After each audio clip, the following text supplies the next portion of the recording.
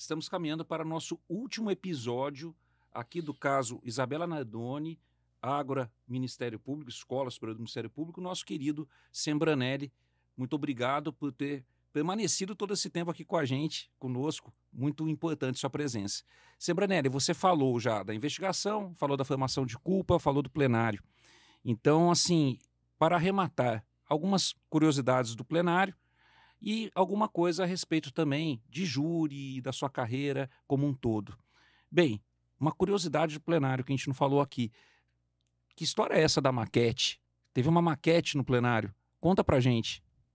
Sim, a maquete, na verdade, foi uma ideia que eu tive, porque quando você atua num plenário, né, e começa a falar para os jurados do local, e nós teríamos que falar necessariamente do local, porque era um edifício que tinha uma área comum, a defesa mencionou isso, tinha garagem onde o carro foi estacionado.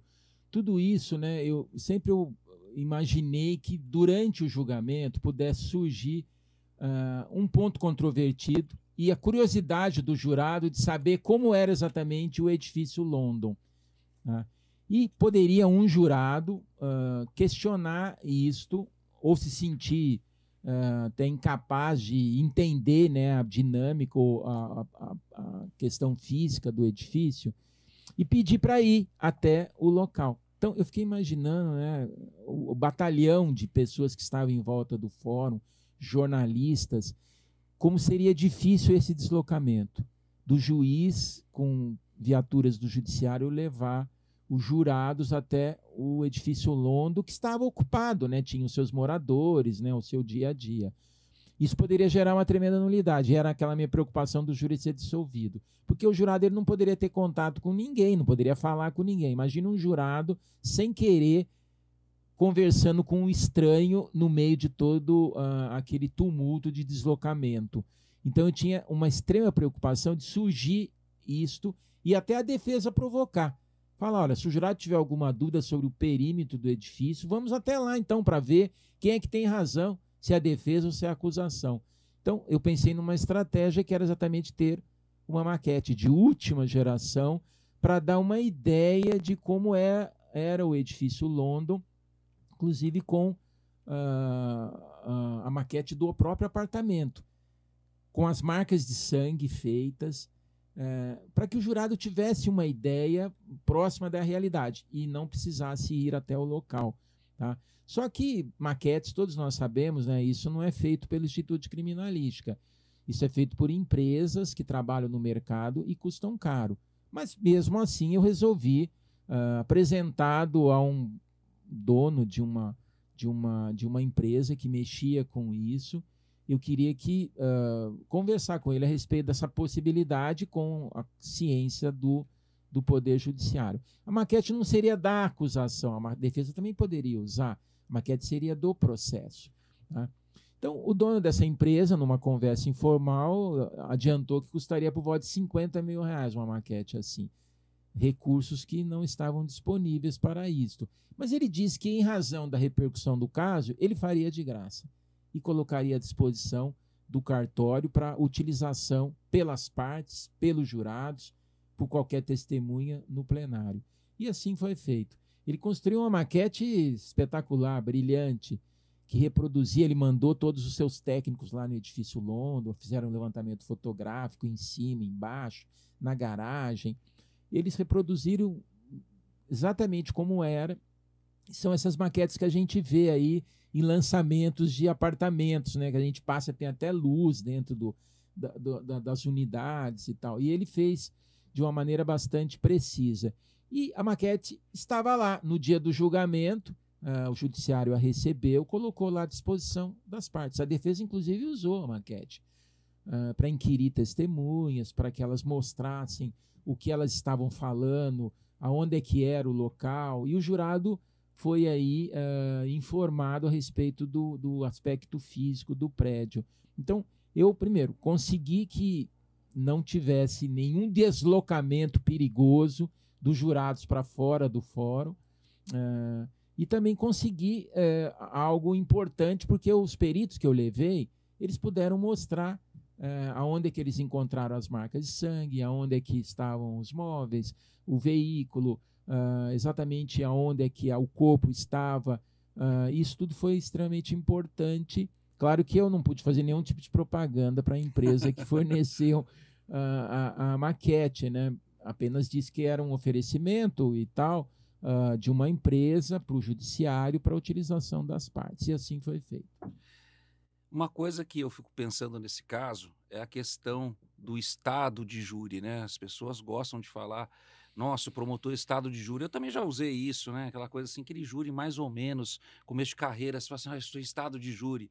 Aí eu fico pensando, Sembranelli, e seu estado de júri? Como é que você estava dias antes desse plenário? E outra coisa, as pessoas também não pensam nisso, né? Depois que o promotor faz o processo, o promotor atua, tem dificuldade para dormir depois também. Tem o pós-plenário, tem o pré-plenário e o pós-plenário. Então, conta pra gente como foi esse processo emocional seu com tudo isso. Com certeza. Eu li uma vez um livro, né, de um grande tribuno do júri, Evandro Lins e Silva, né, já falecido, que ele falava disso. Nos casos emblemáticos, né, de grande repercussão, ele entrava em estado de júri. Então, você vê, tudo isso que eu estou falando do caso Isabela, eu, na verdade, participei desse processo, e o julgamento foi há 15 anos atrás, né? Então, fica até difícil lembrar de todos os detalhes.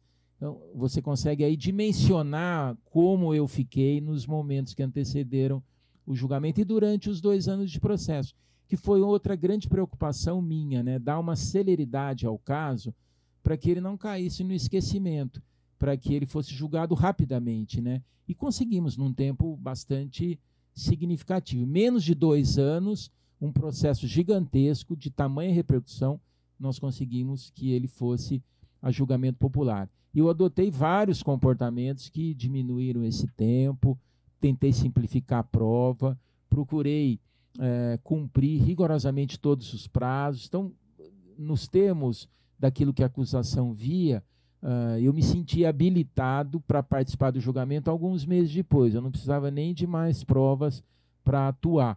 Porque todos nós sabemos, André, que nesse Brasil imenso, quando um processo demora muito, né, ele cai no esquecimento das pessoas, elas acabam nem se lembrando mais, e eu não queria isso.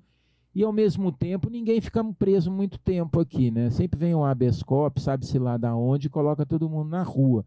E todos nós sabemos que, se isso acontecer, vai ter uma lentidão muito maior, porque interessa a defesa, de fato, que a gente se afaste cada vez mais da data do crime e tudo fique num passado distante. Então, também tive essa preocupação de fazer tudo rapidamente, mas com qualidade, para que pudesse o caso ser apreciado pela sociedade, e eu consegui, mesmo com recursos da defesa, mesmo com todas as testemunhas arroladas, algumas até fora do estado de São Paulo, mesmo assim, a rapidez foi também determinante para que o resultado fosse alcançado.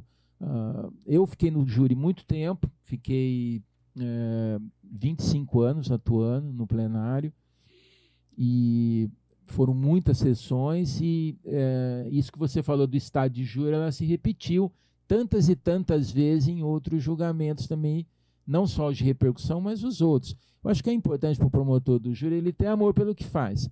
Se você não tiver isso, é muito difícil você alcançar o sucesso, porque você sempre tem que buscar algo a mais que vai te acrescentar na sua carreira e que vai valer. Nunca ninguém vai saber tudo de júri, vai saber tudo da alma humana, porque nós lidamos com um universo completamente estranho ao universo jurídico, que é o universo do cidadão comum, aquele que nem pediu para ser jurado. Ele não quer julgar ninguém, ele foi chamado e está ali com a obrigação de participar de um julgamento, às vezes de grande repercussão, e isso tudo nós temos que levar em consideração. Tá? Usando uma linguagem simples, compreensível, construindo os processos que possam ser entendidos por eles para alcançar o resultado. Na verdade, é uma conjugação de fatores que leva ao êxito. Tá? É isso que eu tentei fazer nesse caso e em toda a minha carreira. Você fala essa questão da celeridade. Houve alguma coisa em especial que você fez para garantir essa celeridade de diferente de acompanhar todos os atos do processo? O que você fez aí que você acha que possa ter colaborado para a celeridade também? Bom, primeiro foi simplificar a prova de acusação. Eu arrolei apenas durante a instrução, porque a investigação durou 30 dias, eu ofereci denúncia, a prisão foi decretada. Eu arrolei 16 testemunhas que foram ouvidas em 2 dias. Né? Se o juiz tivesse marcado o júri para daí a 1 semana, eu já estava pronto para fazer. E eu fiquei só aguardando a prova produzida pela defesa. Tudo o que aconteceu após a oitiva das testemunhas que eu arrolei é de responsabilidade da defesa. Todas as testemunhas ouvidas, até as de fora da comarca, de outros estados, o recurso que foi impetrado junto ao Tribunal de Justiça de São Paulo, eles foram ao Supremo também tentar soltar os réus por meio de habeas corpus. Tudo isso foi por conta da defesa, porque eu estava rigorosamente pronto para fazer o julgamento alguns meses depois do crime. Tá? Se o juiz quisesse marcar para 4 meses depois, eu estava pronto. Então, o que contribuiu para essa celeridade, primeiro, foi simplificar a prova.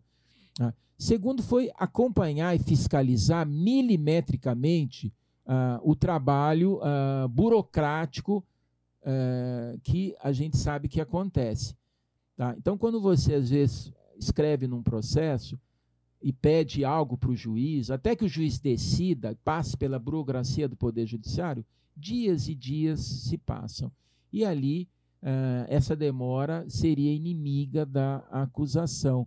Então, eu fiscalizava o trâmite do processo nos bastidores. Se ele estava, de fato, sendo recebido pelo cartório, se o cartório estava abrindo a conclusão para o magistrado imediatamente, se o magistrado estava despachando, se o processo voltava para as minhas mãos num tempo razoável, isso gera uma economia de tempo gigantesca, você nem imagina. Se você olhar, tá, às vezes um processo de réu preso fica, às vezes, no escaninho lá do escrivão, dias, dias e dias. Tá? Se você somar todo esse período burocrático, você vai, evidentemente, ultrapassar o prazo estabelecido. E aí vem um habeas corpus pedindo soltura dos réus por excesso de prazo. E muitos tribunais aí aceitam esse pedido e colocam os réus na rua. Então, eu tive que exercer, sim, esse trabalho de bastidor. Tá? Nada, absolutamente nada fora da lei. Eu apenas procurei zelar para que o processo tivesse um trâmite rápido, pudessem as decisões serem proferidas em tempos adequados, tempos razoáveis, a defesa tivesse o seu direito de manifestação garantido e pudéssemos realizar o julgamento numa data razoável para evitar também que isso também se transformasse num processo gigantesco, com provas perdidas, com provas esquecidas. Isso tudo foi também determinante para que o resultado fosse alcançado. Sembranelli, e depois nos tribunais, o que aconteceu com o processo? O acompanhamento pós o caso, os recursos, até onde foi, se as decisões foram unânimes ou não? Queria que você falasse um pouquinho sobre isso. O advogado, né, o principal advogado, ele dizia, logo depois do julgamento, quando houve a condenação, ele disse para a imprensa, bom, agora é que nós vamos começar a discutir o caso de Isabela nos tribunais, porque até agora a acusação se valeu aí do clamor público, tá? Isso ele disse logo depois do julgamento. Nós discutimos durante esses 15 anos nos tribunais superiores e a defesa perdeu tudo. Aliás, perdeu tudo por unanimidade, tá? Eles nunca conseguiram voto nenhum de nenhum desembargador, nenhum ministro, seja do STJ, nada, absolutamente nada. Nada mudou. Tá? Os réus cumpriram a pena, agora eles estão aí em liberdade porque se valem, né, dos benefícios da lei de execução penal, mas ficaram todo esse tempo presos, não conseguiram soltura, não conseguiram absolutamente nada. Então, logo depois do julgamento, eles impetraram a apelação, né, contra, e também algo que mudou, né, na lei, e eles tentaram se aproveitar disso, foi o antigo protesto por novo júri, que deixou de existir. Tá? Quando o crime foi cometido, o protesto por novo júri existia, e depois ele deixou de existir no curso do processo. Até isso o caso Isabela sofreu. E o que fizeram os advogados? Alegando que se tratava de matéria penal, que deve retroagir para beneficiar os réus, eles pediam que o protesto fosse considerado pelo tribunal e os réus tivessem direito a um segundo julgamento, porque eles foram condenados a uma pena, um de 26 anos e o outro de 30 anos, por um crime de homicídio. Entraria dentro do montante do protesto por novo júri. Eles foram até o Supremo pedindo isto. Eles perderam aqui no tribunal, perderam no STJ e foram ao Supremo, tiveram um pouco de sorte, tá? Mas felizmente o ministro entendeu que eles não tinham razão, foi distribuído para um ministro considerado garantista, que é o ministro Lewandowski, tá? Que hoje é ministro da Justiça. Ele entendeu que não era caso de se aplicar o protesto, porque era lei processual e aplica-se imediatamente, e negou para a defesa. E eles perderam também a apelação, que foi julgada aqui no Tribunal de Justiça de São Paulo. Depois eles foram para o Superior Tribunal e foram para o Supremo também para questionamento de alguns aspectos possíveis, né, sob o ponto de vista legal. Mas eu posso dizer para você, para resumir, e sem me gabar, né, já me gabando, de que tudo aquilo que eu inseri na denúncia e que eu tinha preocupação de ter a obrigação de provar, eu consegui provar. Tanto que a denúncia não sofreu absolutamente nenhum reparo, seja aqui do tribunal, seja do STJ ou do Supremo. Então, tudo aquilo que eu descrevi em abril de 2008 e que foi apresentado ao judiciário, aos jurados, permanece íntegro, foi acolhido inteiramente. Eu, alguns anos atrás, recebi um telefonema do funcionário do cartório, lá do 2º Tribunal do Júri, que gentilmente, né, quis me dar uma satisfação, me dar a notícia, né, que ele certamente, certo de que eu ficaria contente, e eu fiquei, de fato. Ele disse que o processo tinha voltado, o processo já com mais de 50 volumes, tinha voltado do Supremo, tá? E havia uma ordem do tribunal para que ele fosse para o arquivo, ou seja, a decisão transitou em julgado. O tribunal até determinou que o processo fosse enviado para o arquivo especial do judiciário para que ficasse guardado como um processo famoso, como um processo de grande repercussão. É como se fosse assim, um museu do judiciário. Então, o processo foi empacotado e foi remetido por esse cartório para o Tribunal de Justiça e hoje ele repousa certamente lá num local onde poderá ser manuseado, visto, enfim, não sei qual a destinação que eles darão. Isso aconteceu há pouco tempo. Então, esse trâmite todo processual nos tribunais superiores demorou aí 12, 13 anos, mas no final das contas, o que é importante dizer, tá, nesse caso, é que a acusação estava rigorosamente coberta de razão, porque eu cumpri rigorosamente todos os preceitos legais, apresentei, produzi a prova, mostrei para o juiz, depois para os jurados, e eles, com aquele poder que a Constituição lhes confere, julgaram um crime doloso contra a vida e condenaram os réus. Eu saio com a sensação da missão cumprida, o dever esperado pela sociedade satisfeito, e eu fiquei feliz com isso. Mas, ao contrário das más línguas, André, muitos diziam, esse promotor aí está aparecendo muito na televisão, logo, logo ele vai se candidatar a deputado, a senador. Eu, na verdade, continuei no mesmo local, no júri, fiz questão de contrariar os recursos, o protesto eu contrariei, e depois, em 2012, 2 anos depois, eu me promovi para a Procuradoria Criminal, onde estou até hoje. Então, não me tornei vereador, nem deputado, nem coisa nenhuma. Aliás, nada, nem dentro do Ministério Público. Nunca me candidatei a nada aqui. Poderia ser me candidatar a corregedor, a qualquer outro cargo. Nada, absolutamente nada, porque eu estou no local onde acho que sou útil à instituição e é assim que eu pretendo até o final da minha carreira. Sembranelli, eu gostaria de passar dias aqui conversando com você. O dia do julgamento da Isabela, os dias do julgamento da Isabela, 5 dias aqui falando, ia ser muito maravilhoso, mas a gente tem tempo. E eu queria encerrar fazendo uma pergunta para você. O que foi o caso Isabela na sua vida? É um momento histórico? do nosso país, é um momento histórico da nossa justiça, e que também você passasse uma mensagem para os promotores que estão abraçando a carreira hoje, para os promotores que estão no Tribunal do Júri hoje e que passam por todas essas circunstâncias, muitas vezes adversas, muitas vezes difíceis, e que estão no dia a dia dessa luta constante por justiça. Sim, ao caso não há dúvida que é um divisor de águas, né? E na minha carreira não foi diferente. Parece que tudo estava escrito, né? O caso foi distribuído, caiu nas minhas mãos no momento que eu já tinha experiência do júri. Talvez se ele tivesse passado por mim com 5, 10 anos de carreira, talvez eu não tivesse tanta experiência assim, mas eu já tinha uma experiência bastante longa, mais de 20 anos. E ele significou, sim, o caso mais importante, mas eu não me dediquei a este caso mais do que em todos os outros. Eu também fiz casos importantes. Eu me lembro que logo depois, né, alguns meses depois, teve o primeiro julgamento dos assassinos do prefeito Celso Daniel, em Itapecerica da Serra. E os colegas de lá pediram, né, porque eles não atuavam no júri, que fosse designado um promotor. Tá? E o procurador-geral me ligou e pediu que eu fizesse. Eu estudei o processo gigantesco também, de 60 volumes, e eu fui fazer o primeiro caso, consegui a condenação, e depois outros colegas, o Márcio mesmo fez os outros e conseguiu também sucesso. E eu me dediquei da mesma maneira.